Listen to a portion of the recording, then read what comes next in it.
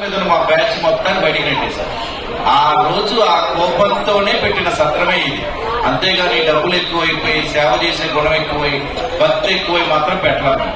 మాకు జరిగిన అవమానం షిరిడీలో ఏ తెలుగు కుటుంబాలకి జరగకూడదనే ఉద్దేశంతో 17 ఏళ్ల క్రితం 20 మందితో స్టార్ట్ చేశాము. ప్రస్తుతానికి పూటకి 2000 మందికి వంటలు వండుకొని ఎవరు షిరిడీలో ఎక్కడున్నా మా దగ్గరికి రాండి అని పిలుస్తున్నాము. మీరు సరదాగా ఎంక్వైరీ చేయండి. షిరిడీలో రాత్రి పూట అన్నదానం చేసే సత్రం ఏదన్నా ఉన్నదా?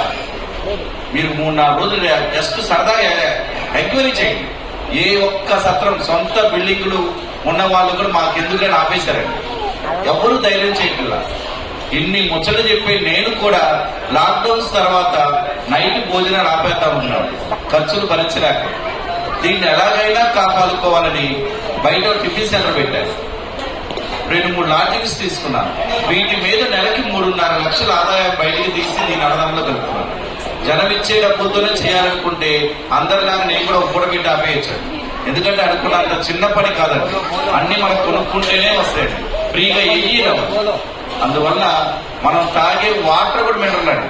ఎందుకంటే 4.5 లక్షలు ఖర్చు పెట్టి మేము సొంత ప్లాంట్స్ పెట్టుకొని ఒక మంచినీళ్ళు మంచిగా ఇవ్వాలని ఉద్దేశంతో చేస్తున్నాం.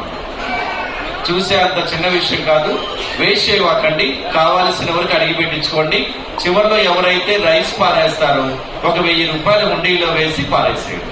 ప్లేట్ లో ఎవరైతే రైస్ వదిలేస్తారో ఒక 1000 రూపాయలు హుండీలో వేసి పారేయండి.